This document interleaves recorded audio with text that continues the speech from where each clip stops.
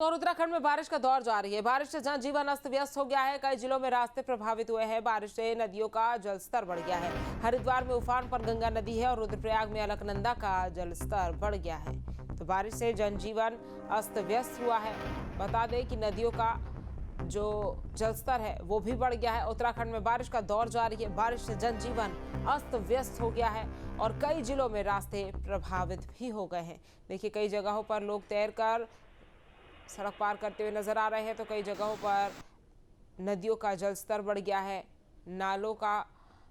नाले भी उफान पर है और तस्वीरें आपको दिखा रहे हैं जहां पर आप देखिए किस तरीके से एक तरफ सड़क पर से मलबे को हटाया जा रहा है जेसीबी की मदद से और दूसरी तरफ जहां पर नदी का जलस्तर बढ़ गया है। हरिद्वार में गंगा नदी का जलस्तर भी बढ़ गया है। लोगों से सतर्क रहने की अपील की गई है। नदी नालों से दूरी बनाने को लोगों को कहा गया है और आने वाले दिनों में भी फिलहाल इसी तरह का मौसम बना रहेगा। तो देखिए किस तरह से यहाँ पर नदियों का जलस्तर भी बढ़ रहा है और दूसरी तरफ लगातार हो रही बारिश की वजह से लैंडस्लाइड की घटनाएं भी कई जगहों पर देखने को मिली है। लोगों को सतर्कता बरतने की अपील की गई है और उत्तराखंड में बारिश का दौर लगातार जारी है। हरिद्वार में गंगा नदी उफान पर पहुंच चुकी है।